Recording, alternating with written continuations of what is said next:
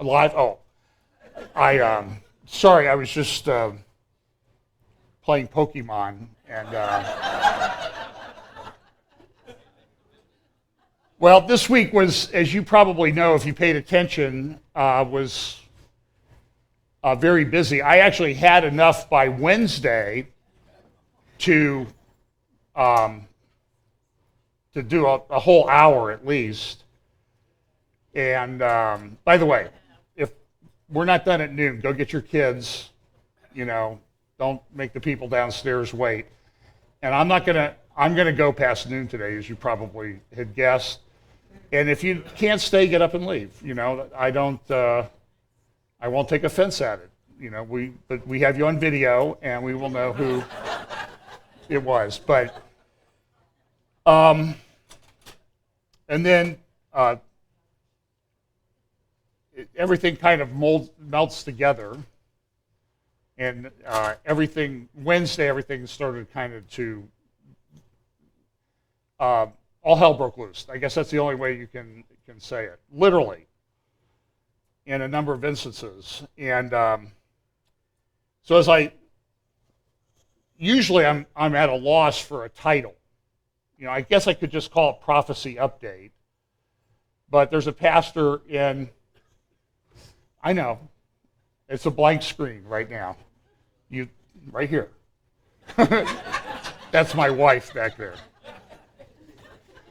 And actually, the other night, I wanted to tell her something, so she was sitting in her chair in our family room, and I was sitting in mine, and so I texted it to her. That's the we're a very modern couple. And, but I usually am at a loss for titles. But this week, there were a lot that sort of came to mind. So here's a few that didn't make the cut. So 50 Shades of Black and White. And that's not racial. You'll understand it if you listen to the update, okay? I don't think people should be killing people. End Times Palooza was another one. The Coup will be televised. Prophecy Pokemon. And but this one is the one I picked. We interrupt this update. And it's funny because as everything was starting to break loose, especially on Friday with the coup in Turkey, now appears to be a failed coup, although these things are very fluid situations, and it's probably not a good idea to make conclusions as to exactly what happened, who caused it, who was behind it, what it means for the future. But I did, and I've had several different opinions already, and I'll share a little bit of those when we get to the Turkey part. But I called Bill Salas, who's at the Prophecy Watchers Conference in Colorado. I called Bill Caney, who was on his way.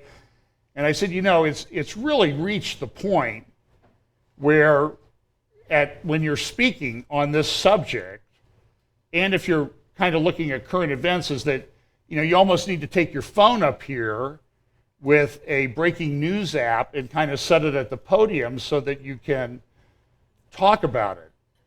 And we all laughed, but it's true. There's even some things going on this morning which I don't know what to make of in Armenia. So who knows? I mean, maybe we'll have to break in and we'll have to interrupt this update to bring other things as we talk about each week the signs that converge. But we live at a very epic time. I don't think there's any question about that. And even people who don't have an orientation towards Bible prophecy are noticing it. And it's very troubling and disconcerting. And usually the reaction is people get troubled and depressed, or people just stick their head in the sand and think that if they don't pay attention to it, it's not actually happening. But it actually is happening, and there's turmoil everywhere. In the book of Jude, it talks about, and Jude's about false teachers, but I think some of the principles of Jude also apply to the situation that we find themselves in. But ye beloved, building up yourselves on your most holy faith, praying in the Holy Ghost, Keep yourselves in the love of God, looking for the mercy of our Lord Jesus Christ unto eternal life. And of some have compassion, making a difference. And others save with fear, pulling them out of the fire, hating even the garments spotted by the flesh. So we'll have different reactions on how there are different ways to deal with different people. Some you can talk to and reason, and others you almost have to yank them out of the fire. I remember once when I was a kid, I went down a slide with one of those goofy, dinosaur life, whatever they call them, inner tubes, and I ended up upside down in the pool. And I remember my mother coming over, and she wasn't gentle, okay, because I was stuck upside down with my feet kicking, and the lifeguard didn't see. And she dragged me out of the pool rather forcefully. And it's a good picture of how sometimes we have to deal with some people. And I think God will guide us as to how we do that. Also in Matthew 24, it says, "And ye shall hear of wars and rumors of wars. See that ye be not troubled. For all these things must come to pass, but the end is not yet. For nation shall rise against nation, and kingdom against kingdom. And there shall be famines and pestilences and earthquakes in divers places. All these are the beginning of sorrows." So I'm going to share this morning just sort of a potpourri of things. And then towards the end, we're going to talk about France and Turkey and some of the implications of that. But I think the first part, I'm going to share some things in a way that I don't think you'll see anywhere else today. Just some video that I was able to find of some things that actually happened in Jerusalem on the Temple Mount this week that I think are significant, and you'll see that in just a moment. So we have the world. It's interesting to look at secular press, and they're talking about, what do we mean when we talk about the different generations? And the Bible uses the term, this generation shall not pass. And we have all these generations, some of them overlap and that type of thing. And but there is sort of general characteristics about each generation, and we talk some about that. The world economy this week, the stock market hit a new record. But at the same time, investors are fleeing away from stocks in Europe. China's in a mess, all these things happening. I had a meeting with somebody this week. I practice in commercial real estate, and we had a big fall in commercial real estate back, as you'll remember, in 2008. The beginning of that, the harbingers of what was going to happen in 2008 were in place in 2007. If you were paying attention, you could see it coming. Since then, a lot of commercial real estate loans have been redone. But they have a term. And so within the next year or so, if I read the statistics correctly, a large portion, a majority of those will need to be refinanced. The last I've read, pretty good estimate, is that at least almost a third of them will not be able to be refinanced, which means there's going to be a lot of hurt in the commercial real estate field. It's another bubble. We're going through, and so the harbingers of what's coming are all in place. So we'll have to just see what happens. This is something that people talk about, cyber assaults that are happening with some regularity in the financial world and in the business world. I just did participated in a seminar on cybersecurity, and the companies break down into two categories now in cybersecurity: those who've had breaches and those who will have breaches. It's just inevitable with the way it is, and there's hackers out there that make it their life to do this. There's some good news on the oil front. The oil price dropped. The shale oil drillers started going out of business, filing bankruptcy, but they've made adjustments. They've been able to lower their costs of doing business, and they're actually coming back to the point where Shale oil is the largest source of oil I think that the United States uses today, which is good. I mean, it makes us somewhat energy independent. As long as some people, here's what it says, shale drillers have cut the cost of producing new supplies of oil by as much as 40% in the last 2 years. That's the way business works. Of course, in California, where they're always mostly concerned about not so much people's comfort and ability to live with electricity and stuff, they want to shut down the nuclear reactors at Diablo Canyon. Okay? But the nuclear power, by the way, doesn't have a carbon footprint. It doesn't have carbon emissions, as far as I know. And so they just want to do away with it. And it supplies, I believe, about 20% of the electricity in California. So they're going to replace it with solar and wind. And maybe they will. But I'm just saying, the plants are really a couple of the safest nuclear plants on the planet. But they want to get away with it. This also brings into play the power grid. This was an article this week in, I can't remember where I saw it, the New York Times or Washington Post or Wall Street Journal. Wall Street Journal. Power grid is left exposed to sabotage. And it's a big problem. And a lot of the problem could probably be fixed for an investment by the government of about $2 billion. But they won't do it. Because the power companies are afraid, well, if they do it and it doesn't work, then we'll get sued. And, so they're, the lawyers again, it's always the lawyers, I know. Economist this week, Donald Trump and a divided America. And by the way, pray for the thing in Cleveland, that nothing happens. There's a lot. It's hard to know these days what's hype and what's not. So just pray that it'll be peaceful and quiet. No, if there's protests, and I know there'll be protests, that they'll be peaceful and reasonable, and we won't end up with scenes like we've seen in other cities in the recent months. But this was a stunning thing. Justice Darth Bader Ginsburg, one person referred to her as, I believe she must have had a glitch in her cryogenic chamber that they used to keep her going. And she came out and said, Trump is a disgrace to the court. He's a fake.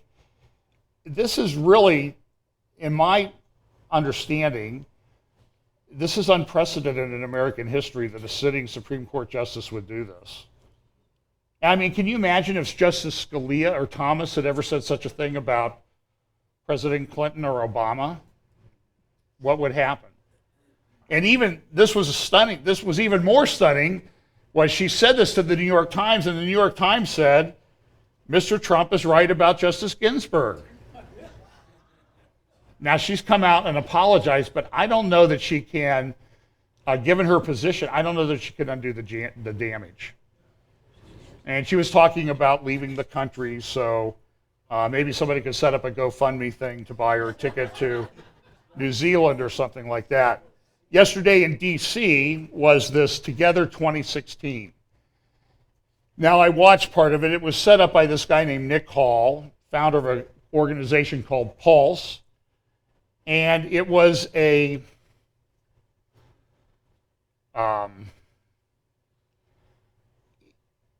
were some people there who, we like, and there were a lot of people that we don't like. And it was sort of an ecumenical palooza, I guess is the best way to say it, as to what was going on. Here is Lou Engle and Bishop Robert, a Catholic. There was no kissing feet on this one like there was at the Azusa thing. But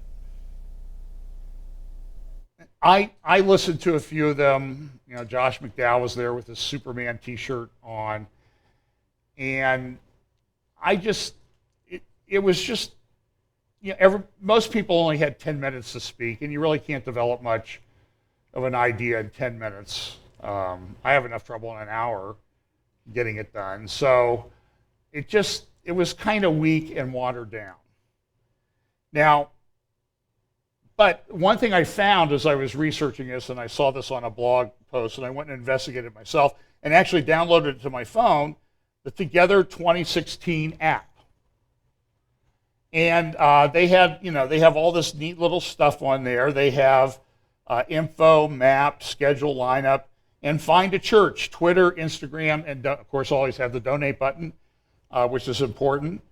So I went and tried find a church. By the way, we're not listed. I don't know if that's good or bad. And they have categories. You can filter the searches. And so this is the Find a Church page. And you'll see here that there's inclusive. So I'm pretty sure we wouldn't fall in that category even if we made the list. You have progressive. And you have gay affirming, of course, because this was an evangelical gathering, and we want people to come to our things and be able to go find inclusive, progressive, gay affirming churches, right? This is the type of nonsense that went on at this place. Now, the Pope was supposed to deliver a message. I'll explain. I don't know that it ever happened. I've not been able to find it. I did scroll through and watch parts of the live stream. But the Pope, this is a statement he made back in June, and I got this off the EWTN News World Report. At the opening of the Pastoral Conference of the Diocese of Rome, the Pope was talking about the vows of marriage. And he said this: it's provisional. And because of this, the great majority of our sacramental marriages are null. Because they say yes for the rest of my life, but they don't know what they are saying. Because they have a different culture, they say it, they have goodwill, but they don't know. So on this report, Raymond Arroyo, you might remember him from a clip I played of him interviewing Rick Warren about the spiritual director at Saddleback going to a Catholic mystical retreat or working with some priests. The guy that actually was employed at the time at Saddleback. And, you know, we've seen Rick running off to Rome to make nice with the Pope. But even these guys sitting here, this priest on the left, who's an expert in Catholic canon law, says, this doesn't quite square with Catholic teaching.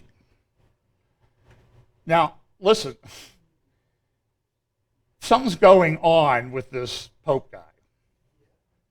And we've talked a lot about that, and you need to pay attention to it. But there are a lot of Catholics that are really upset with this guy. Well, he was supposed to deliver a message by video or live feed to the crowd gathered there on the Mall in Washington, near the Washington Monument and the White House. Now, they hope to get 1 million. I looked at the crowd. I have no idea how to judge it. It might have been 60,000. It might have been more. It certainly wasn't 1 million. But it was supposed to go from 9 in the morning till 9 at night. Well, how many of you have ever experienced summer in Washington, D.C.?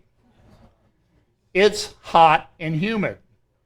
Spring and fall are hot and humid in Washington, D.C.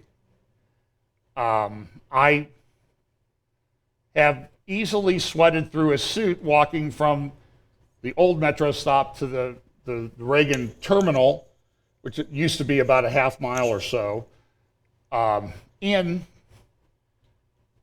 the spring, and I mean completely sweat through the suit. I can easily do that anyway, but happens really quickly in DC. Well, of course, they came in the afternoon. They'd had 350 people with heat stroke and that type of thing, so they had to shut the thing down.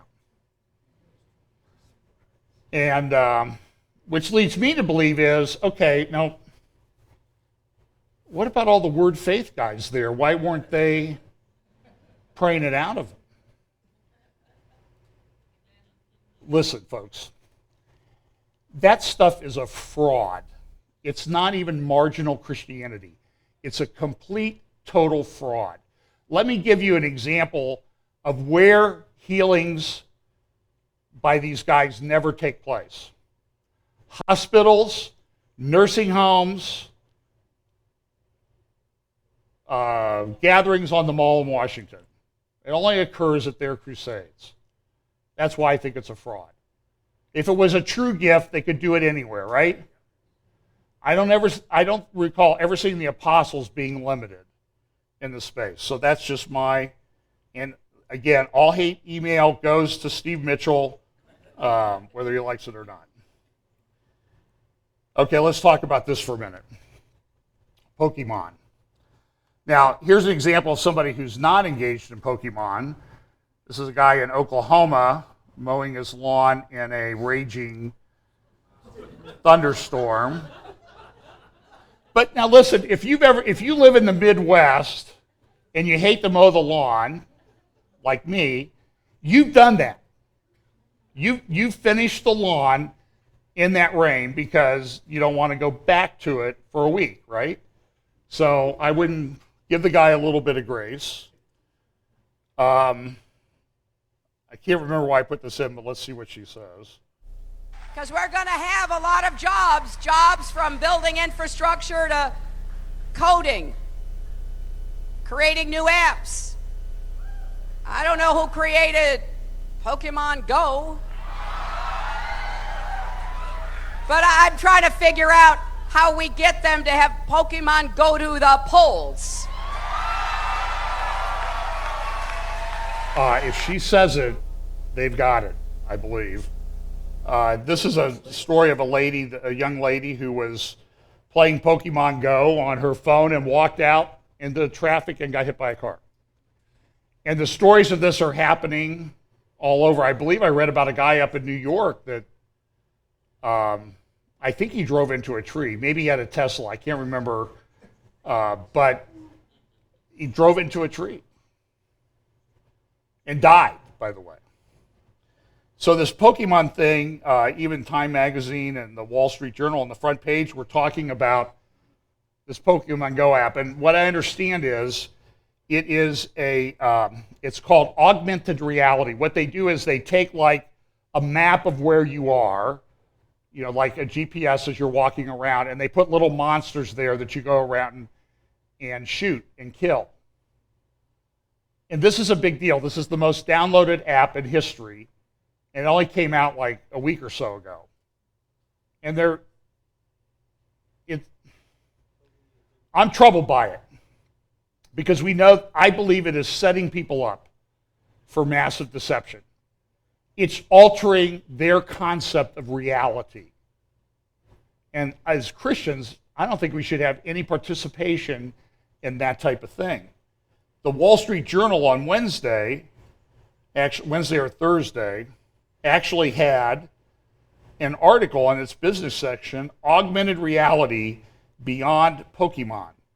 Popularity of the Pokemon Go app is putting a spotlight on other forms, uses of the technology. Just listen to this. Augmented reality displays digital images on a view of the real world, such as Pokemon characters on a city sidewalk. Pokemon Go shows the digital characters on a smartphone screen overlaid on the phone's view of its surroundings.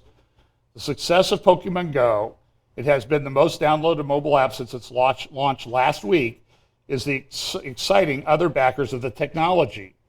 And Google, well, we love what they're doing, Ronnie Abovitz, chief executive augmented reality startup Magic Leap said.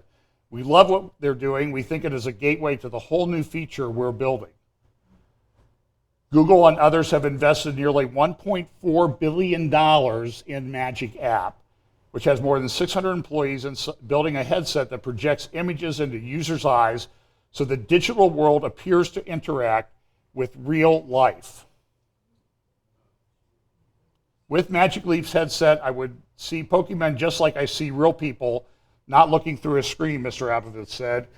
You could have a small Pokemon running around, hiding behind chairs.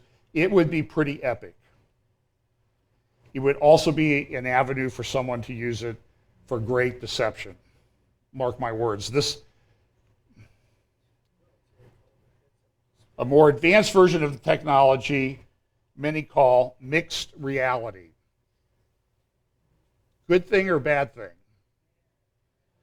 Well, when you have evil tyrants in charge of places, it's a very, very bad thing. But I think it's. I mean, it's not coming. It's here, and it's very popular. Loretta Lynch went to Congress, and I don't know if she's one of the little demon type things that pop up on your Pokemon app or not, but she was given about 75 questions, and she answered none of them. Not a one. Even somebody who's a lawyer, I take depositions, and I'm used to people not answering questions. This one would have made you want to go across the table. I mean, really. It was ludicrous. It was so bad that this congressman had this to say to Loretta Lynch. Whoops. I never thought I'd say this. I actually, and I say this with due respect, Attorney General, I miss Eric Holder. Because at least when he came here, he gave us answers. We didn't like it. But I've spent the last 4 hours listening to basically the Attorney General of the United States not willing to make a concrete statement of law.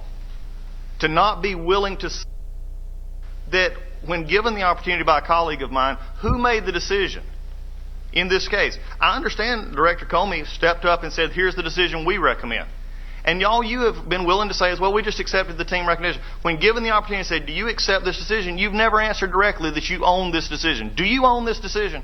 Congressman, as I've stated, I made the decision, and I do accept. I did accept it, and therefore I made the decision to accept that recommendation. That was the action. I watched a lot of this. It's incredibly painful. Here's a little update on the Clinton email investigation, which is, I think, kind of stunning. This is unprecedented also. An intelligence source close to the FBI investigation said the decision not to recommend criminal charges was, quote, a demoralizing blow, adding the bar was set so high by the Justice Department that there was no way FBI agents could cross that threshold. And tonight we are learning more about how these agents were sworn to secrecy.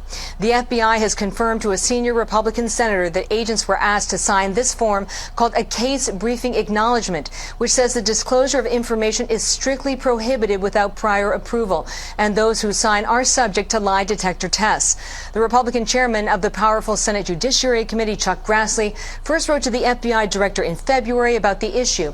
And in a new letter reviewed by Fox News, Grassley is highly critical of Director Comey's recommendation against criminal charges, given the evidence he made public. In light of all of these inconsistencies, it is even more troubling that the FBI tried to gag its agents with a non-disclosure agreement on this matter, in violation of whistleblower protection statutes, Grassley said. Only after I wrote to you did you advise your FBI agents that they are still free to speak with Congress regarding waste, fraud, and abuse. Last week, in his nearly 5-hour testimony on the Hill, Director Comey said he had anticipated some of the blowback over his recommendation, and he recommitted to full disclosure. And people's questions and interest. And I'm a huge fan of transparency. I think that's what makes our democracy great. The FBI told the senator these agreements are not unique, but what we don't know tonight is when agents were asked to sign them and when they were told they could still speak out and go to Congress if there was a conflict, Megan. To me, I don't know that that's ever happened before. It does lead one to think that the fix is in, so to speak. I mean, I was born at night, but not last night, and it doesn't pass the smell test. And if a certain candidate is smart, it will be in front of the people every single day.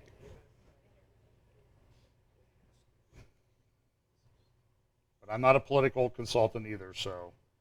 Okay, this. I've spoken at a church in Bakersfield. The church in Bakersfield that I spoke at rents a school from the Bakersfield School District. The Bakersfield School District is the largest school district in California. As the city has grown, and the farming and the Central Valley has become more important, the city has grown. They just added schools, so it has the most students, and I believe the largest number of schools of any school district in the state of California. About 50 schools in the district, and my understanding is over 50, almost every one of them is rented by a church like ours on Sunday. Now, to facilitate that, a pastor of a Baptist church, a Reformed Baptist church, ran for the school board. And even today, I believe, still serves as the head of the school board in Bakersfield. He's still a pastor. In fact, the church that he is pastor at used to rent the school where the church I spoke at now rents. But he has now said I think he's said he's not going to seek re-election. He may have resigned. And the reason is they brought in a transgender policy. And as a Christian, he could not vote for it in good conscience.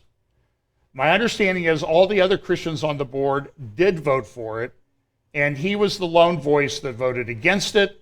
The school attorney called him a bigot and said that if anybody got sued over this, he would not have the insurance coverage that the school district provides to board members because I guess he's a bigot and they won't defend him. He can pay for his own.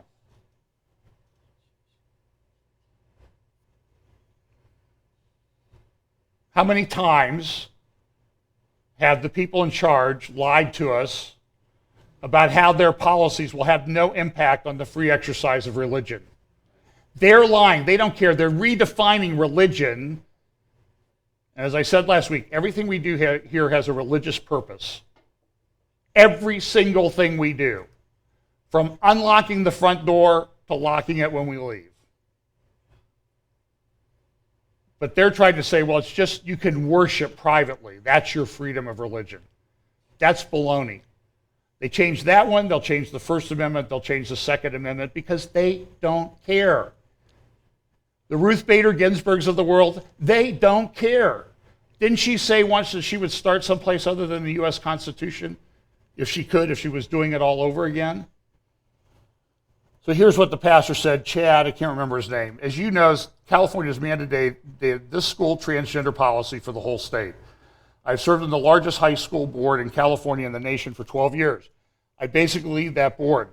Our board voted to adopt a new law into policy. I voted against it. I was breaking the law for doing so because of the way they worded it. I could be personally sued, and our attorney tells me the board insurance won't cover me because I am breaking the law and I am a bigot. Anyway, I announced I would not seek re-election. The community came unhinged when I announced that. I remain the most popularly elected official in the history of our school board. Thousands of parents filled our boardroom in protest of the law. Thousands are pleading with me to reconsider and keep fighting. My elders are still considering what to have me to do. The board and administration, even some leaders in the liberal teachers' unions, are asking me to resign.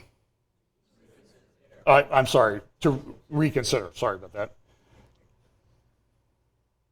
So this is the email letter that he sent out to his church. As I considered the many requests, I became increasingly dogged by the concern that staying on the board would be giving Christian parents false hope. Why? I do not believe this battle can be won at the school board level. It is lost. It is now law in California that your children must be taught, and I apologize if this is offensive to people, how to have safe homosexual sex, how to obtain an abortion, and that gender does not correspond to biological sex. Think of that. It is legally required to teach your children the LGBTQ sexual mores while simultaneously illegal to mention God. I can't and won't enforce that foolishness. The state and federal governments have co-opted your local schools. They mean to indoctrinate your children in their radical secularism. They mean to cause your children and Christian teachers and administrators to bow to their sex gods. I simply can't be a part of enforcing that. But that would never happen in Ohio, right? University of Cincinnati in 2011 issued a diversity plan. As part of that plan and recent things adopted according to that plan, goal 2 is all colleges and departments at the University of Cincinnati will attract, retain, and promote an increased number of historically underrepresented and other diverse faculty in tenure and clinical track positions, including faculty at advanced levels. Diversity definition is defined as this: commonly recognized considerations such as race, ethnicity, gender, age, disability, status, socioeconomic status, gender identity and expression, sexual identity, sexual orientation, religion, and regional or national origin. Well, that's a laudable goal, right? But here's the thing on their website. UC to request diversity and inclusion statements of new faculty, staff, job applicants. In other words, if you are going to apply for a job at the University of Cincinnati, you have to state all the things that you've done to promote diversity in your life and career heretofore, and commit to do it at UC. If you don't, we don't want you.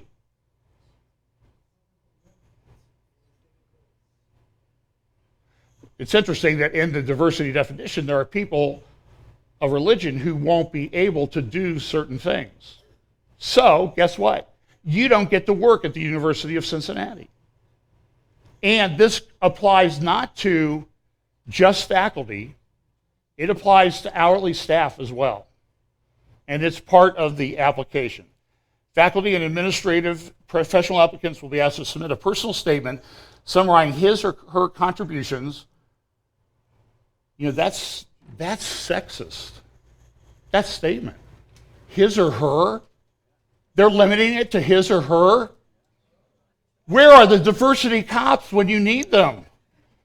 911 to UC, you better get down there.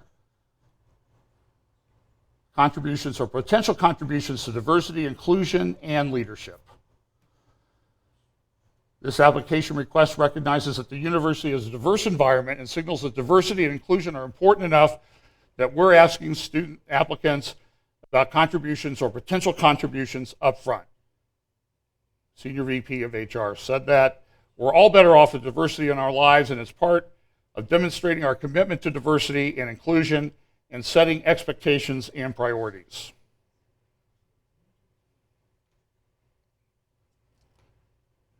Dallas. Do you know that was just a week ago? Just a little over a week ago. The funerals were this week. I talked to my pastor friend in Bakersfield on Wednesday, and when things started to unfold on Friday, we talked again, and I started off the conversation with saying, it was 2 days ago that we talked, but it seems like it was a month because of all the things that have happened since. And so here were these memorial service for these things. The police were very blunt in taking on President Obama over his statement.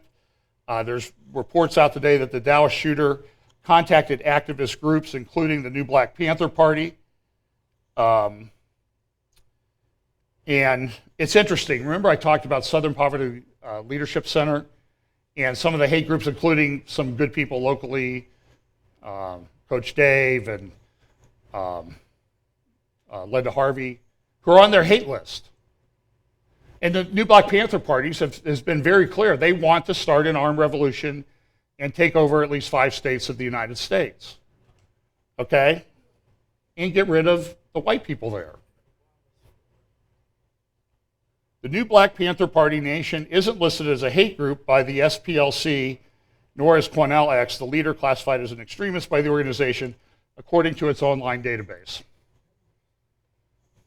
So don't pay attention to I think my headset, there we go. So don't pay attention to the SPLC database. It's a leftist tool to suppress anybody who holds the traditional values. I will say that I have increasing respect for this police chief in Dallas. This is what he said at a news conference the other day.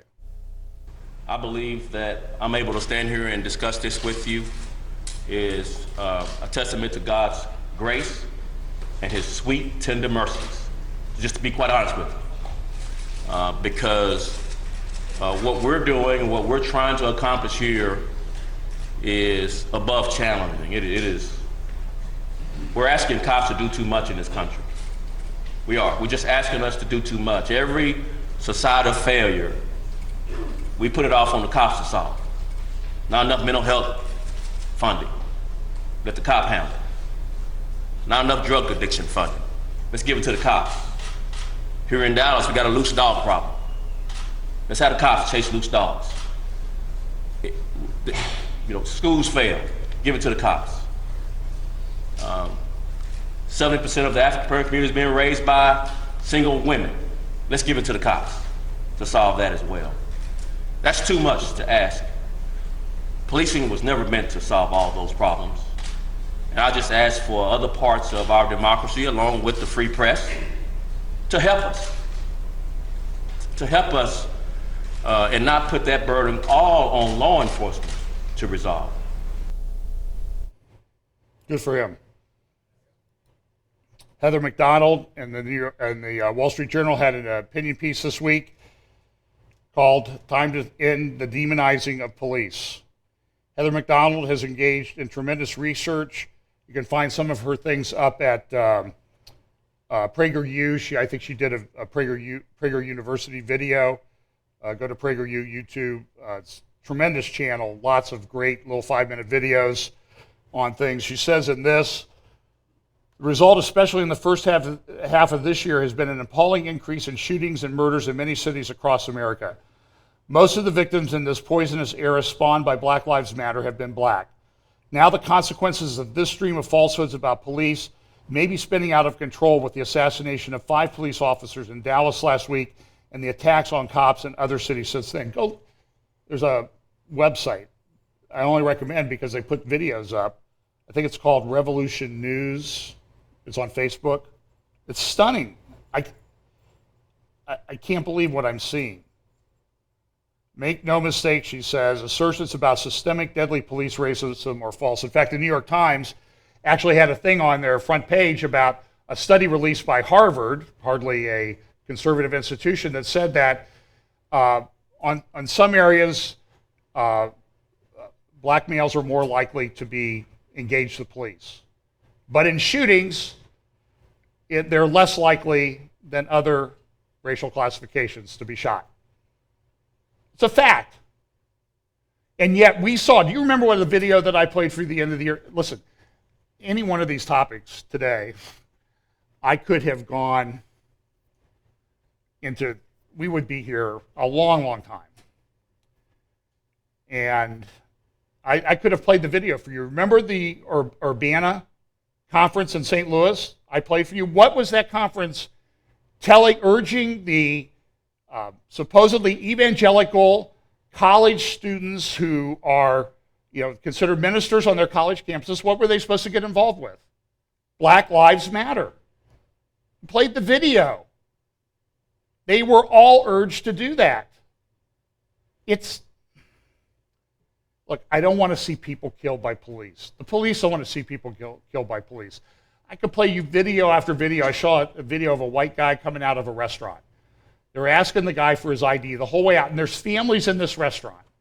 They confronted him in the restroom. They walked outside. They said, "Give us your ID." He reached in his pocket and pulled out a gun and started shooting.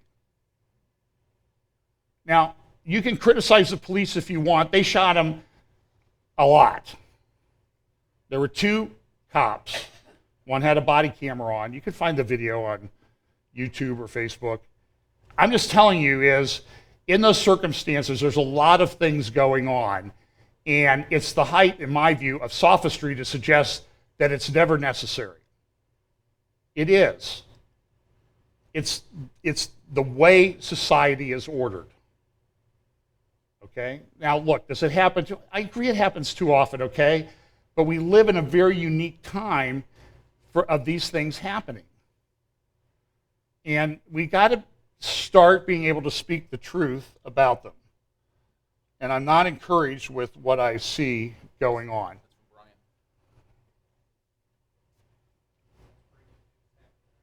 Okay, see, we interrupt this update. Report is that 2 Baton Rouge police officers have been shot dead, and others may have wounded. 2 Baton Rouge police officers shot on Sunday morning have died, confirmed the city parish's chief administrative officer, according to the Advocate newspaper.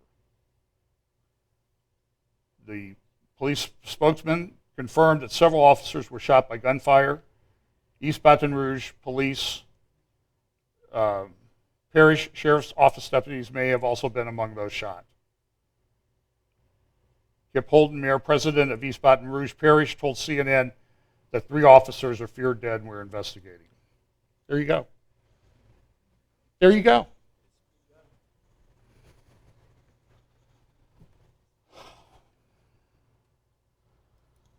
We'll skip China, South Sea Islands. In the midst of all this, just to show you how we get distracted by things, they have a new prime minister, the second female prime minister in Great Britain, United, whatever they call that place over there. I'm sure I'll be corrected. And in Great Britain, United Kingdom. And, she appointed Boris Johnson, who's one of the leaders of the Brexit campaign, as the foreign minister, which has really got all the other foreign ministers, for lack of a better term, I believe the British would refer to it with their wonderful accent as their knickers in a knot about Boris Johnson. And American Thinker had an article and said, despite Brexit, the UK continues on a doomed path. Why? Demographics. What have we been talking about here over the last couple of years with some regularity? Demographics, lower birth rates, the culture is dying all across Europe, and it's a huge problem. And Britain is not immune from that. By the way, United States is not immune from that either. And it's not about race, it's about values in large part. Because they're bringing in people who do not share values. That is the issue. Shin Bet chief says Hamas is constantly attempting to destabilize the West Bank. Danny Danon, the UN ambassador for Israel, said that Hezbollah now has 120,000 missiles aimed at Israel. Here's a little graphic that I did. If you went back to 2006 when they had the Lebanon War, each missile represents 1,000 missiles. So in 2006, they had 7,000 missiles. This shows you what 120,000 does compared to 7,000. Now, just each missile represents, each one of those little lines is a missile, and it represents 1,000 missiles. Has there been a change? Is Israel more at risk now than ever? You can read this. I won't even mention it in it. You can find Caroline Glick's article from Tuesday, the first Iran war. I think you need to look at it. Gatestone Institute says, according to the United Kingdom, Boris Johnson now, who's the foreign minister, it wasn't a gaffe. What wasn't a gaffe? Well, you remember I reported to you a little while ago that, a couple weeks ago or a week ago, that Mahmoud Abbas, the head of the Palestinian government in the West Bank, what they call the West Bank, had stated a blood libel at the European Union Commission about, and he did it because he was in a snit, because he didn't think the quartet report was hard enough on Israel. And it didn't demand withdrawal of the 67 lines. And so he was in a snit, so he relayed a blood libel at the meeting in public with all the foreign ministers there that said that Israel was poisoning the water in the Palestinian areas. It was a bold-faced, and even the EU now admits it was a lie. So what have they done? Have they dealt with the Palestinians about spreading lies? They've scrubbed the references to all the things that Mahmoud Abbas said about that from all the public documents. Like, okay, if we stick our head in the sand, it won't really have happened. Are you getting a feeling for why there are these problems in Europe that we're going to actually talk about in just a little bit? It was in Brussels where Abbas claimed that some Israeli rabbis were calling for Israel to poison Palestinian water. Abbas received a standing ovation at the end of his remarks. Suha Arafat, the widow of Yasser Arafat, received a kiss from then First Lady Hillary Clinton under pressure, this is years ago, under pressure from people who recognize a centuries-old debunked piece of anti-Semitism, Voss recanted and admitted that his claim had been false. But such was the desire of the European parliamentarians to protect him that his blood libel was erased from all official documents, which makes his next move even less understandable. Israel was still opposing this week the threats of UNESCO to say that Israel has no connection to the Temple Mount. I'm telling you, they've got a connection to the Temple Mount. I can prove it. This week, paying tribute to Hillel on the Temple Mount, the little 13-year-old girl, Ariel Hillel, who was killed down near Hebron in a settlement, stabbed in the heart, 13 years old. This is her mother and father who went to the Temple Mount this week. And what did they do? This is, I will say this, as I see the cries for a temple, I will confess to you that I have mixed emotions. Because I know that it is part of prophecy, but I also know that there is tremendous pain and suffering that will ultimately come from that, if I understand the prophetic scriptures correctly. As I see the signs going on around me, yes, I'm excited that the Lord's return is getting closer, but I also grieve at the same time for people who don't know the Lord. So, as I said, I really have mixed emotions about it. But this is unprecedented. They went to the Temple Mount. And what did they go to the Temple Mount to do? Well, I'm going to have a couple videos. These are going to go for 15 minutes maybe, because I want you to see this. In fact, some of the videos involve Jeremy Gimpel, who was here. You know, it was just a little over a year ago that he was here. Can you believe that? I think it was just a little over a year ago. Or was it 2? No, it was just a little, I don't know. He wasn't here, he was here fairly recently, let's put it that way. And it seems like it's a long time ago. So, pray for his salvation. And so you'll see Jeremy and you'll also see Ari Abramowitz in this. So here's a couple videos. I'll probably skip through them a little bit, so please bear with me. What they're doing, let me set it up. There is, if you've been to the Temple Mount, you know there's a main walkway that you go up to get to ascend to the Temple Mount. It's covered, and everybody can use that. Oh, I'm sorry. Everybody can use that except Jews. In Jerusalem, to go to the Temple Mount, the Jews have to go through a different gate. It has a Muslim name. The purpose of this event on the Temple Mount this week in Jerusalem was to rename that gate after Ariel. The Gate of Praise is now called. So here's some video.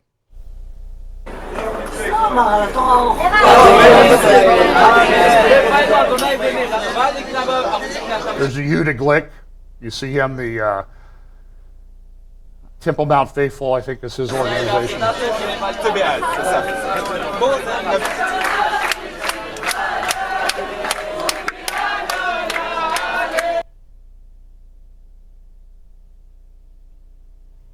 Why am I stopping it here?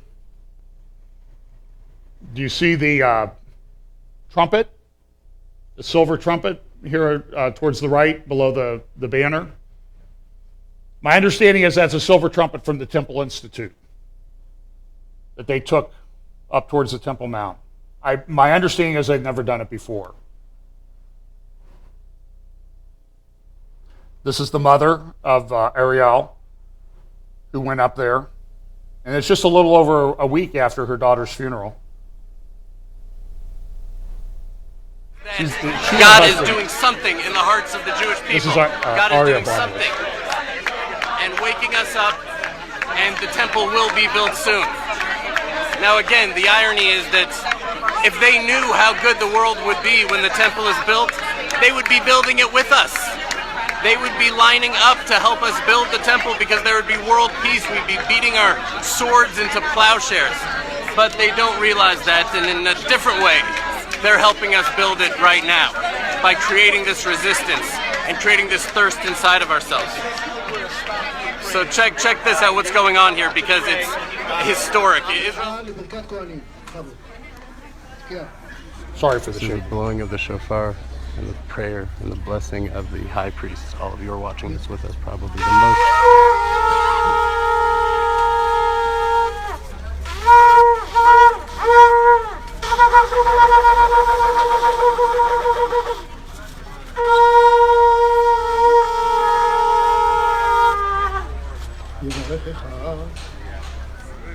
Receive the blessing now.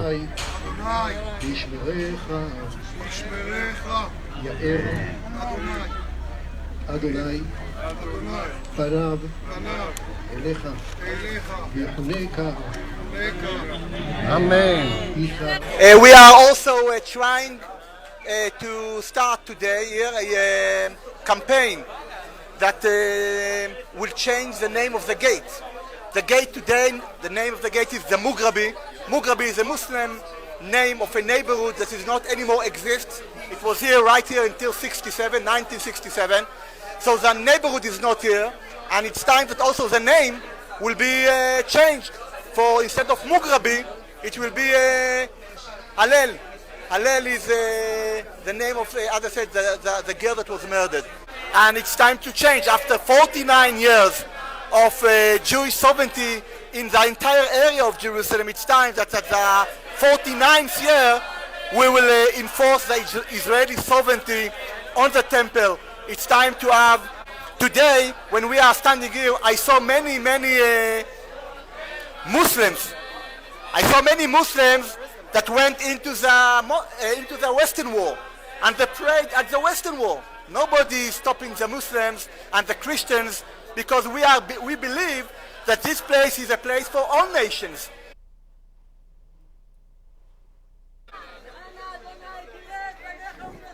Hashem, please listen to us. Look at your children that have come here in the sweltering heat.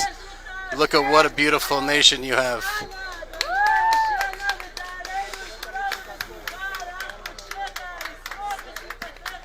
Let us go up to your holy temple. Not just to the Western Wall, but we want to go up. We want to go up. Please. My thought is that you have a very holy soul. And while in your head you may not believe in God, in your heart you really do. Maybe you have right. Am I wrong? Am I wrong? I mean, these secular Europeans come and he's like, I don't really believe, I don't believe. I came here to Jerusalem for the culture. For the culture, come on. Came for the culture, what, the culture of like pushing in line? He came here because he knows this is the headquarters of God in the world, and he's thirsty. And the whole world is thirsty. The whole world is thirsty to experience Hashem, to connect with Hashem, and that's what all of this anger and rage and shaking of the earth is about. The world is shaking because the world is waiting for us, as the Jewish people, to stand up and say, Shema Yisrael, Adonai Eloheinu, Adonai Echad. Hear, O Israel, the Lord our God, the Lord is one. They're waiting for us. It's so hot now. It's like the heat of the day, and the Jews are still stuck in line. Okay, this is Jeremy Gimpel. It seems as though they're not going to let us go up. And so this was our job. Our job was not only to go up to the Temple Mount. Lavi and I went to the mikveh this morning. I'm sure you did as well, Ari. We prepared ourselves. We sanctified ourselves. But we came here together and we inaugurated Shar Hallel. That will be its name from now on for all of eternity until Mashiach comes. And what a beautiful name. The Gate of Praise is the gate where Jews and righteous non-Jews come together and enter in this one gate, and now it will be called the Gate of Praise forever and ever. I want to talk to Lavi, with your permission, Lavi. Okay, now this is, you're going to have to watch this because the audio kind of goes up and down. This is Levi. He is the oldest child, I believe, of Jeremy and his wife, who I think I also see in some of these videos here. And Ari's going to talk to him, and I think I just put this in because I think it's kind of cute, the way he responds to Ari, his dad's good friend. This is Jeremy's son, his oldest, one of my favorite people in the entire world. Thanks. I carried him into the world from the hospital. I don't believe that. Is it, Ari says, I carried him into the world. And the kid goes, I don't believe that. So I like that kid. Prove it. So here's what his dad says. True. He carried you from your car seat. We walked from the hospital into the sunlight. Yes. Uncle Ari was the first one that carried you into the light of the sun. Where you experienced the sunlight was in my hands. It's true. That's true. Anyways, Lavi, tell me what this is like for you. So my first time. Put the mic closer. My first time going to Har Bayit, I really hope I could, because I just went to the mikvah, and I really don't want it to be for waste, because I hate mikvahs. To see all these Jews coming together, fighting for Jewish rights, fighting for sovereignty in Jerusalem, to see the next generation that's growing up here in the land of Israel, it's a cut above anything else we've ever experienced. The generation that's growing up in the land are homegrown, Israel-born, living off the land, the fruits and vegetables of the land. Their bodies are made of the land of Israel. The air that they've breathed is the land's air. They're a different reality, a different generation. I believe they are the generation of Mashiach.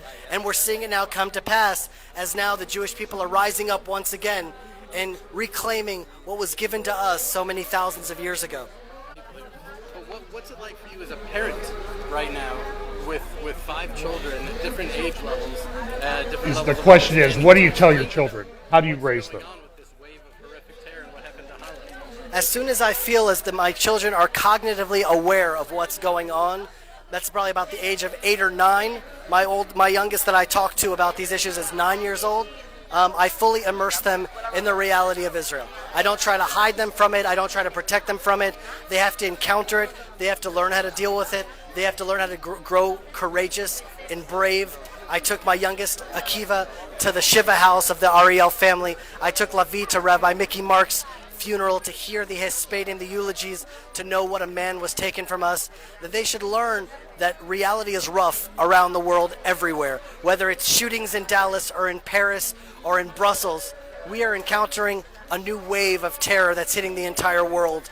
And I believe the best way to raise our children is to not shield them from it, not hide them from it, but teach them how to cope, teach them how to deal, teach them to become courageous and brave and rise up to the occasion. And I see it in my own life that my children are growing. My children are becoming stronger.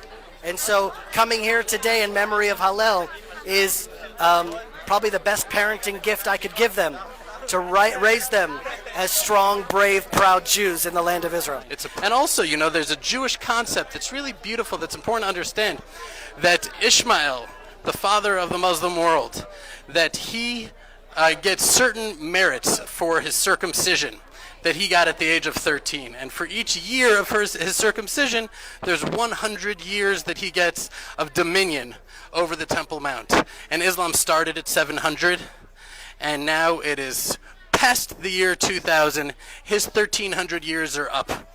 And we as the Jewish people, we're here, and we are here to stay and to build our temple. Go on. Shlomo HaMelech, first thing he does, cut down trees, cedar trees in Lebanon. The building. What that man says is he's from Tel Aviv, and he says, listen, Tel Aviv, this is where the cedars from Lebanon came through the port at Tel Aviv Yafo. The second temple started with Tel Aviv. The third temple will start with Tel Aviv. And I'm not sure if Jeremy Airy has something else to say. I think that's it. So let me move on to something else. Okay, now we're going to get into the rest of the stuff. I wanted to share that with you because of what I really think is a very significant event that happened. And because it conveys to the heart of a lot of people in the land there. And I understand all the theological implications and stuff of what they were saying. And as I said, I have mixed emotions about this. But, I love those guys. I know Jeremy. He and his wife are just superb people. And, we pray for them. And we should continue to do so. Editorial in the Wall Street Journal this week, NATO shores up the east. The alliance sends a message to Moscow with 4 battalions. 4 battalions have moved up towards the Ukraine border, either Ukraine or Poland. And it's a test of Moscow. Listen, when we look at Bible prophecy, we have a good idea of things that will happen. But we don't know what the trigger event is. You understand? We know that the Jews will increasingly want their temple and push. Was it the murder of Ariel Halal that did that? Was that the trigger for the final push? It could be. I don't know. I'm just saying is you have to look at these things. And so when you see 4 battalions in Ukraine of NATO, it's sticking a finger in the eye of Russia. And what would happen to cause it to turn into a world war? I mean, think back to what happened in Sarajevo in 1914. It was the assassination of the Archduke, the Crown Prince of the Austrian-Hungarian Empire in Sarajevo. That really was the trigger for World War I. Now, I'm sure when it happened, nobody thought we're going to be in a world war very shortly, but we were.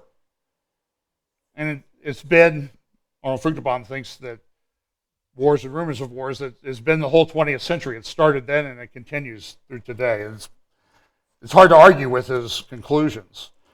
Jihad Watch reports this: 46% of women over 16 are afraid to go out of dark for fear of rape by Muslim immigrants in Sweden. That was from a couple months ago.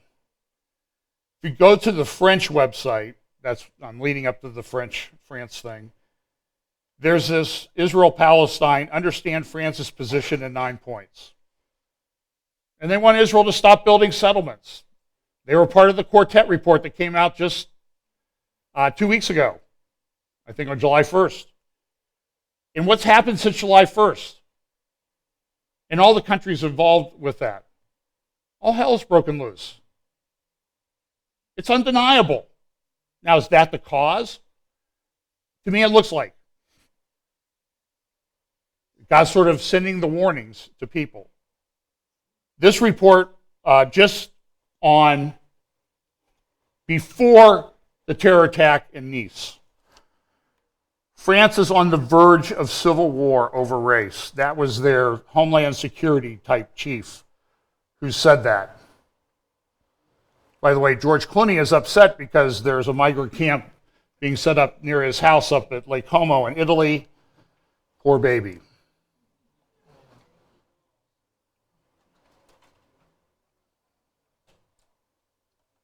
But what they're really concerned about is the right-wing groups, not so much all the people that they're letting in that don't share values. So that report, the spy chief says this, and then this report comes out, and here's a copy of it. It's almost 1,000 pages long. It's in French. You see it there on the right. France suppressed reports of gruesome torture at the Bataclan massacre. The Bataclan massacre was the one that happened on Friday the 13th, I believe it was November 13th last year. Over 100 dead. What the legislatures have been told, the parliamentarians, the commission investigating this, received explicit descriptions of what happened, of the mutilation. I won't even describe for you the mutilation of the bodies, because as it was described to the parliamentarians and the commission members, they were openly vomiting in the room. It was so gruesome. That is what these demonic monsters did, and it was not told to the French people. Why? Because they're afraid. They don't know what to do. And then this event happened. This truck goes roaring down the street.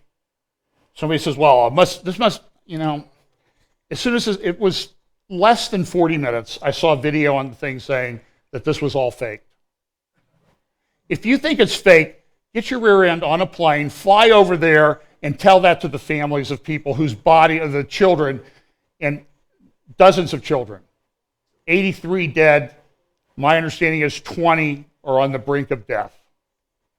He drove this truck 70 to 80 miles an hour down this, over a mile, through a crowd there celebrating Bastille Day. It would be like doing it in Venice Beach in California on a Sunday afternoon. That many people. A truck going, he had taken the truck Oh, he was just depressed. There's all this reason about it. You know, he was depressed. He was concerned. He had divorced a couple of years ago. He went out and bought bulletproof glass and put it in the truck. All the windows, my understanding. And you can see numerous videos where people are running after the truck, cops are running after it and firing as he's driving off. And he drove well over a mile. I've heard as much as 2 or 3 miles. 2 kilometers? Okay, which would be 1.2 miles if I remember my conversion tables correctly. So here's a little report from, I don't remember, Fox, I think. We've decided this one is okay for air. If you're a parent or a grandparent at home right now and you have children in the room, this might be a point where you might want to take the kids away. We're not going to show you anything horribly graphic, but certainly horribly revealing.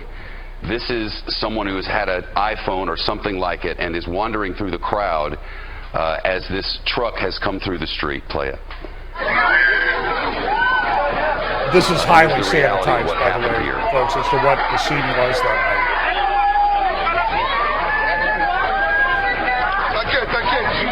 Victims just piled up in the streets.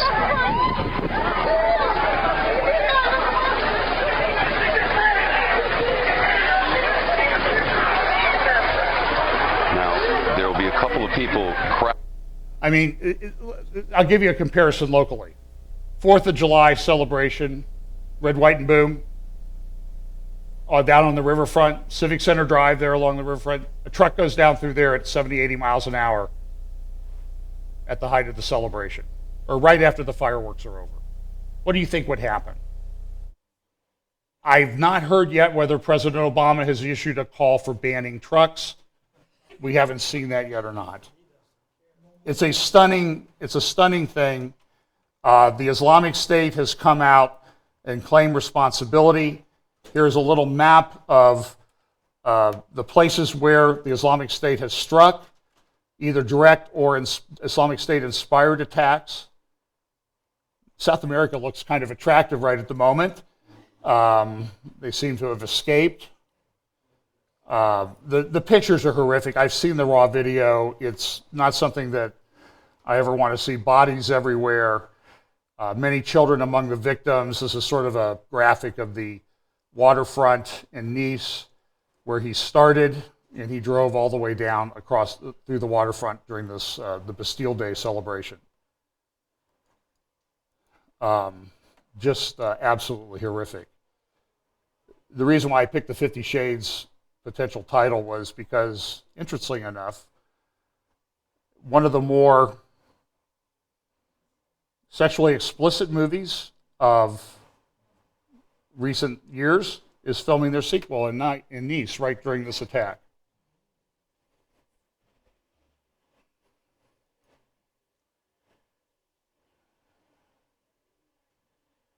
And then this from a paper, I think this is the New York Times. France is debating whether the truck assault could have been stopped. One headline down here says, a night of terror, a night of wonder, then terror, an attack through the eyes of innocence. Dozens and dozens of people have changed. The French Prime Minister has said, times have changed and France is going to have to live with terrorism, and we must face this together and show our collective sang-froid. France is a great country and a great democracy, and we will not allow ourselves to be destabilized, he added. It doesn't inspire a lot of confidence, in my opinion. Gatestone Institute followed this up with an article yesterday calling France the coming civil war. And it's like they treat it as an abstraction. Report in France, he's the classic delinquent with no known ties to terrorism.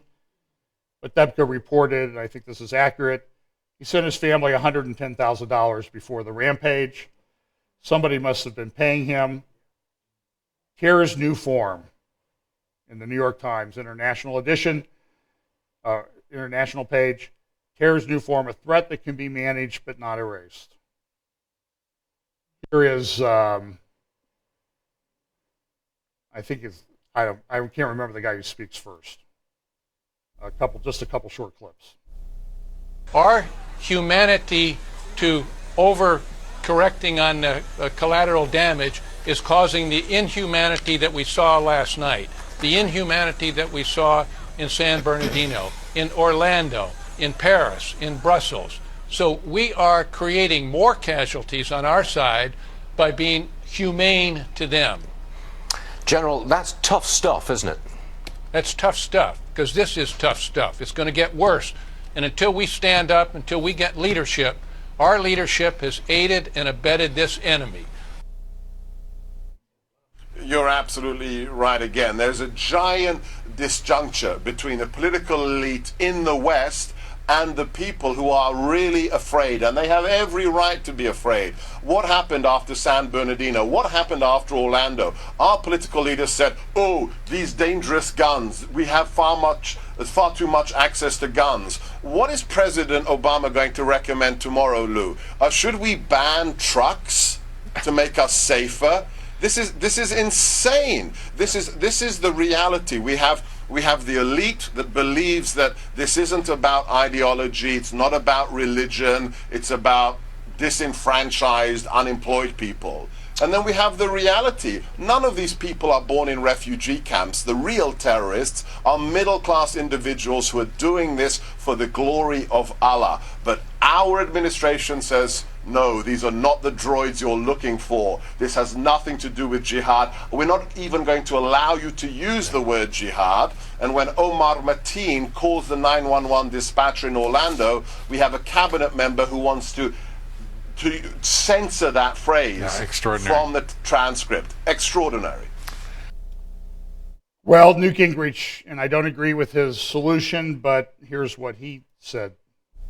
I don't want to really tie this into politics, but every issue America is now dealing with, every issue that we have discussed in recent months and years about the Islamization of Europe, about refugees, about immigration, about open borders, it seems to come together, and also political correctness and not recognizing radical Islamic terrorism as the enemy and evil in our time. From your perspective, what does this tragedy, this evil attack tonight mean for that conflict and debate? Well, first of all, Sean, as you know, I was in Paris just last weekend talking with people who are deeply involved in trying to deal with the Iranian government and other sources of terrorism. And let me also say, Daniel Silva has a remarkable new novel called Black Widow, and the entire opening section is on the systematic Islamic attack on Jews in France, which is the worst it's been since the Nazis. So let me start with where I'm coming from, and let me be as blunt and as direct as I can be. Western civilization is in a war. We should, frankly, test every person from here who is of a Muslim background, and if they believe in Sharia, they should be deported. Sharia is incompatible with Western civilization. Modern Muslims who have given up Sharia, glad to have them as citizens, perfectly happy to have them next door. But we need to be fairly relentless about defining who our enemies are. Anybody who goes on a website favoring ISIS or Al-Qaeda or other terrorist groups, that should be a felony, and they should go to jail. Any organization which hosts such a website should be engaged in a felony. It should be closed down immediately. Our forces should be used to systematically destroy every internet-based source, and frankly, if we can't destroy them through the internet, we should destroy them with kinetic power, using various weapons, starting with predators, and just frankly just killing them. I am sick and tired of being told that the wealthiest, most powerful civilization in history, all of Western civilization, is helpless in the face of a group of medieval barbarians who, for example, recently burned 20 young women to death, burned them to death, because they wouldn't have sex with them. A group which beheaded recently in the Philippines 2 Canadian businessmen. And we're told to be reasonable, to be passive, to not judge. Well, I just want to tell you tonight, everybody who watches this video, this is the fault of Western elites who lack the guts to do what is right, to do what is necessary, and to tell us the truth, and that starts with Barack Obama. Okay, was that clear? Now, he's backed off some of it. You know, there's some constitutional issues and stuff, but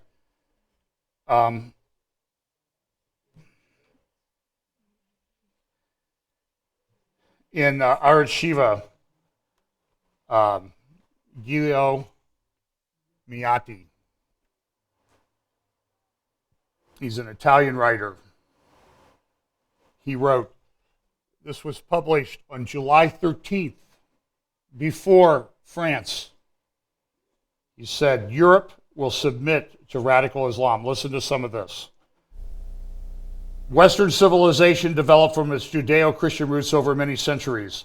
The core value has been the centrality of family and the intimate connection with future generations.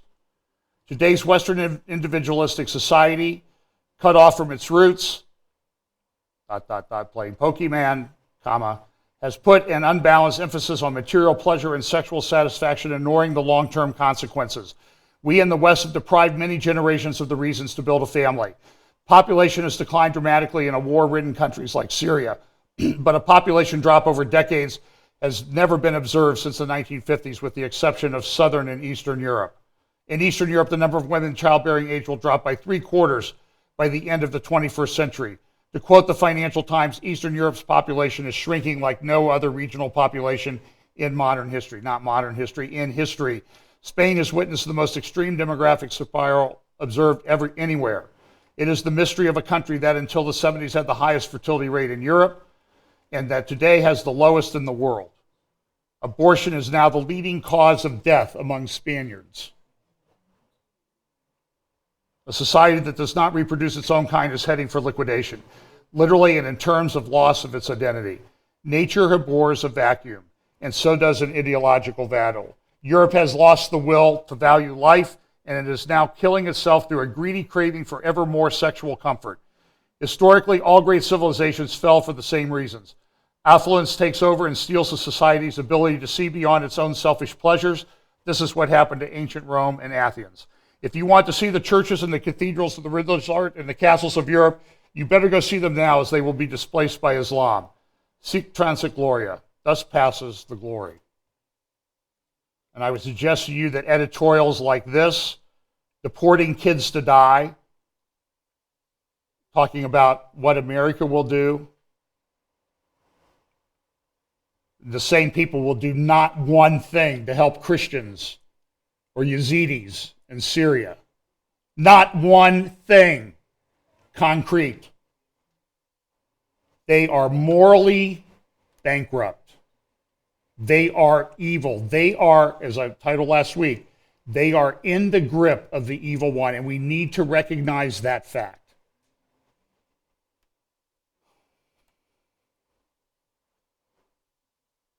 I don't have time to go into this. I'll maybe cover it next week. Okay. As things were starting to unfold in Turkey on Friday, the foreign minister of Russia and John Kerry were discussing agreements on how to deal with ISIS in Syria. And so Turkey, a strategic country that sits part in Europe, part in Asia, part of NATO. Interesting thing happened last week. So let's talk about this and then we'll get out of here. We could talk an hour about Turkey. But in the middle of the week, Erdogan came out and he gave military people immunity for their actions that they take in furtherance of their duties.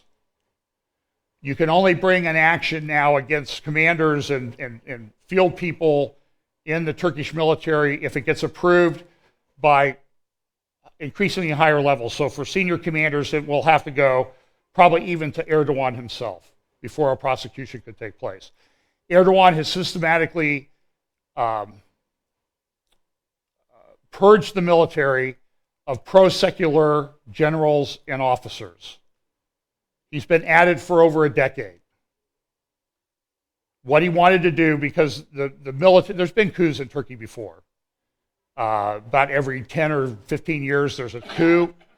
And the military has always been the constitutional protector of democracy in Turkey. As a leader gets too much power, the military will step in, kind of get things back on track. And so the military has always been highly secular as opposed to Islamist.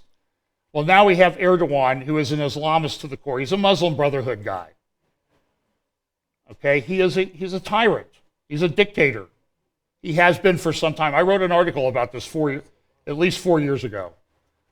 To watch Turkey, because it is significant in Bible prophecy.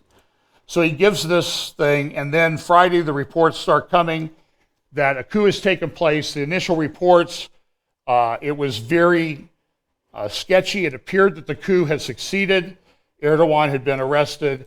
And that's why it's hard to make judgments about the things that are actually going on until the smoke clears. And I think it's too soon to even make bold statements about how this occurred, whether it was, some people are saying it was caused by Erdogan. Maybe he did it. Maybe he did it to shore up his support. But maybe there were outside agencies involved, because even though they've made a little nice, Russia and Turkey have always been historically at odds. And there's tremendous tension between Putin, who, by the way, is shutting down evangelism in Russia and has come out very much in support of the Russian Orthodox Church, which my understanding has an archbishop who is himself formerly a member of the KGB, as is Putin. So it's very difficult to believe things that you hear coming out of Russia. And I've heard people say, oh, Putin's this great Christian leader and all this. Yeah, but he shut down evangelism. What's up with that? It's a ruse, folks. There's a lot of deception afoot in the world. So yes, I will acknowledge Erdogan could have staged this, but there were some things that I see happening. You know, the first thing that we saw were soldiers blocking the bridge on the Bosporus.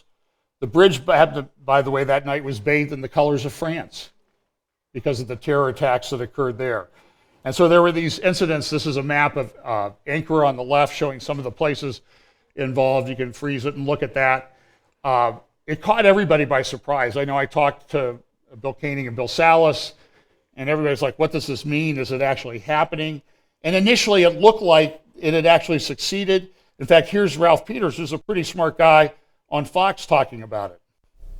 With us now from Washington, D.C. is Fox News strategic analyst Ralph Peters, author of the new book, The Damned of Petersburg. Ralph, your thoughts as this developing story, we're getting more and more information. Well, the situation is indeed murky. We won't know until tomorrow morning at the earliest who's really winning or who has won. Both sides are trying to spin it. But the macro picture is very, very clear. This coup is Turkey's last chance to avoid becoming an authoritarian Islamic regime, if not an outright Islamist dictatorship. And we should make no mistake, the people staging this coup are the good guys. It sounds paradoxical, but they're the ones on the side of constitutional democracy. President Erdogan has been dismantling the secular constitution, the secular legacy of Ataturk, packing the courts, packing the legislature, packing the upper ranks of the military, all with Islamists. He is not our friend. He is not Turkey's friend.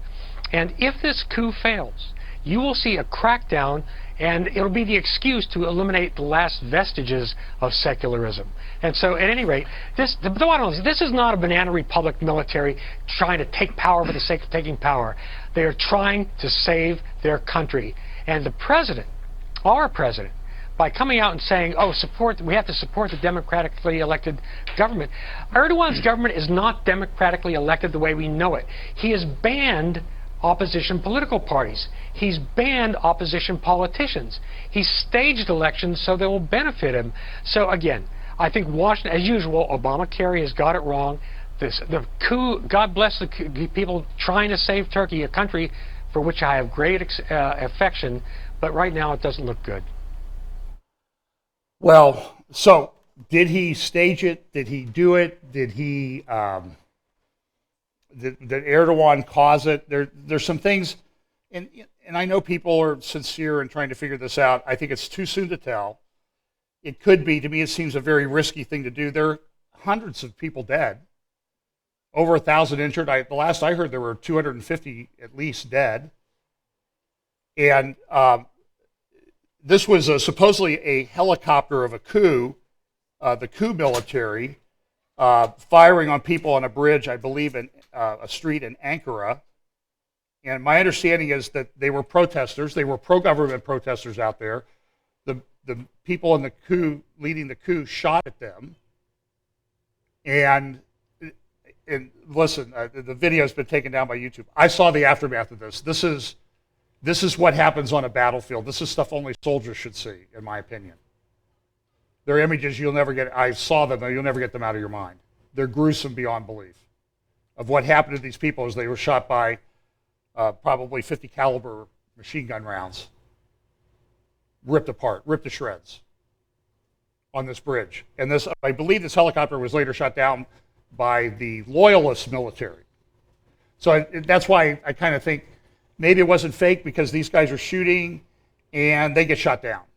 You know, it just seems that they had live rounds. These were real people that died there. So I don't know. And then the soldiers, you see these pictures on Twitter of the soldiers surrendering to the police and the crowd coming in, and you'll see pictures of the crowd.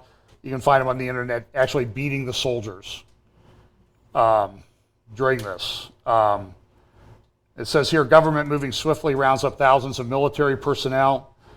The Turkish military cut the power to our main base in Syria, so that where our refueling flights, about a third of the refuelers are based to engage in the fight against ISIS. Turkey is historically significant. This is one version of the Table of Nations from Genesis chapter 10. You can read about that in Genesis 10. You can look at it. And listen, I looked at like 20 different maps that people have done. And guess what? They're all different as to which people group go where, okay? This one's pretty good, but I'm not saying that this is actually the map that you should follow.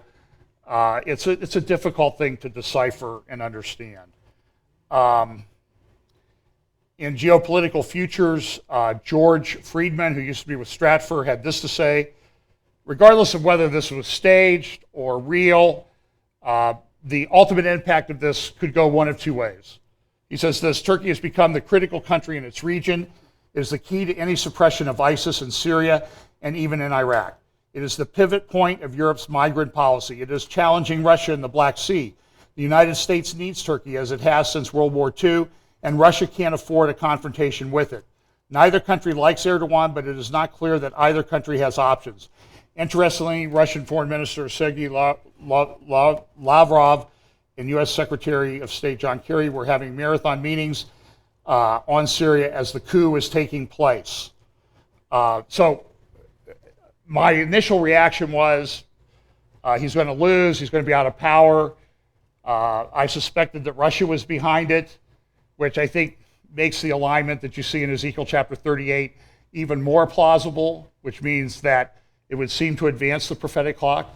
But it didn't. It appears not to have succeeded. There still seems to be some opposition in different places. And my initial reaction was, well, Erdogan emerges from this more powerful than ever. I just want you to suggest that maybe that's not the right analysis. We just have to wait and see. Stratfor has come out with an article. You see a man beating the soldiers here on the Bosporus Bridge in Istanbul. Broken trust, how a failed coup weakens Turkey. Just a couple clips from this article, and that'll be, I promise that'll be it. The coup attempt that saw a Turkish state plunged into crisis has come at precisely the wrong time for Ankara. Just over the border in Iraq and Syria, critical challenges are mounting as Turkey is drawn deeper into the fight to contain the Islamic State. Internally, Turkey is combating its own domestic Kurdish militant movement. Oh man, the Kurds, this thing is, there's so much in play right now. Because the coup emerged from within certain divisions of the military, the government of Erdogan and his Justice and Development Party must now engage in heavy purges of the armed forces. This will make it difficult for Ankara to use the military as an instrument of policy and national strategy. The coup has been put down, but the aftershocks could hamstring Turkey for a long time to come. So this is an alternative that people need to consider, that if Erdogan staged this, he undermined himself in many respects, because they're getting rid of thousands of people in the military. There will be mass executions public executions across Turkey, I suspect. Erdogan is a tyrant. He is a dictator. He's not to be trusted. He's blaming the Gulen movement, which is an opposition movement, an Islamic opposition movement to him. Gulen is a Islamic imam who lives in the Poconos. He's been exiled. Reports are today that President Obama is considering sending Gulen, extraditing him back to Turkey, where he certainly will be executed. So that's another development that you need to watch. So I'll just finish with this. A notable minority of the Turkish military leadership supported the coup. Although the plot has been in the works for some time, the conspirators were pushed to act rapidly when they became aware of an impending crackdown during the August 1st military rotation, which would have resulted in some conspirators forced into retirement. The upcoming crackdown following the July 15 coup will further erode the military's capabilities. It will erode morale and lessen the fighting cohesion. The arrest and imprisonment of combat leaders, as well as the quartermaster and military logistic administrators, will increase the disorganization and cause confusion among the ranks. It's this kind of analysis that makes me think that maybe Erdogan didn't stage it because there are huge consequences to what happened. Now, it may turn out that my feeling on that is entirely incorrect, just like I was wrong that I thought the coup might succeed. But if this is what happens, I would not discount the involvement of Russia or Iran behind the coup. I mean, these things take a long time to plan. And so if this is weakened Turkey, you remember, what was the saying that I said a long time ago? The Persians invented chess, the Russians perfected it. So this isn't checkers over there, it's chess. It's very complicated, very strategic. People are thinking many moves ahead. This could come at a worse time. The Turkish military is heavily engaged in fighting Kurdistani Workers' Party, engaged in Syria and Iraq. A military weakened in the aftermath of a failed coup will present Ankara with fewer tools to handle these challenges. The much touted possibility of a Turkish military push into Syria is now too risky. This is from Stafford. This is also true of an expanded Turkish military presence in Iraq as the push to drive the Islamic State from Mosul gears up. Turkish operations against the PKK may also suffer, though it is unlikely that they will grind to a complete halt. Turkey's military incoherence will also complicate regional efforts by other powers. We rely on them in all this. For the Kurdish People's Protection Units in Syria, Turkish infighting could provide an opening to expand and connect Kurdish-controlled territorial pockets. So what happened? Everything got really complicated. Listen, I appreciate you staying. Look, we saw some significant things that are happening, and let's pray briefly, and then let's go. We'll take this up again next week. Maybe there'll be a midweek update if I have time this week. Lord, at this time, it's a very troubling world. It seems very unstable. But ultimately, we know that you are in control. And Lord, I would just pray that you work this out in accordance with your plan for the ages and to your glory. In Jesus' name, amen.